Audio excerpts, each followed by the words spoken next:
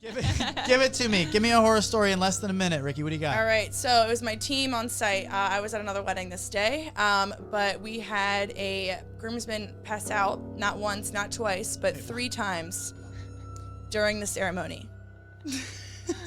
Wow. Like, was he hammered?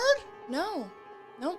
And then I think he ended up he had some kind of condition, but he's passed. Okay, Yeah, he 20 minutes into the ceremony passes out. Then they kind of get him upright again, like they're kind of standing by him, and he passes out again. Poor dude. And then he's on the floor, and then while he's on the floor, he passed out a 3rd time. And oh no. And then one of my leads actually calls 911. And while she's on the phone, somebody call a doctor. Yeah, while she's on the phone with 911, a guest passes out.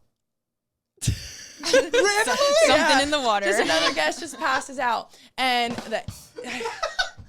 so appropriate. And then and then the ambulance shows up. Apparently, a lot of the groomsmen weren't very happy about it. Like them calling, which I get it. They're probably like, we don't need the help. You know how guys are. Oh, I do. They're like, it's like I don't need to ask for directions. It's something like we didn't need to call 911. So, but no, the guests and the groomsmen ended up being okay. But of course, the wedding up until like the pre-ceremony time, it was going so well. They actually started early, and it was phenomenal. And then they just noticed like all these guests start kind of like standing up really immediately, like, and someone comes over. They're like, can we just get some juice and some water? And like one of the groomsmen just passed out. I'm like, oh my gosh. And it just kept happening. And then another guest passed out. Kind of threw them through a loop the rest of the day, timeline wise, not gonna lie, but my team is absolutely amazing, and they just did everything they could just to kind of get us back on track. And then the couple was just also very, very wonderful to work with. So things like that happen all the time at weddings, and that's what I always tell my couples, and that's why we'll talk about this next week with Jess. We'll talk over planning and why it's important.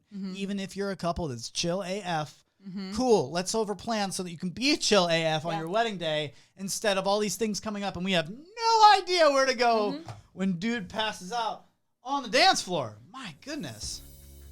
Time to go?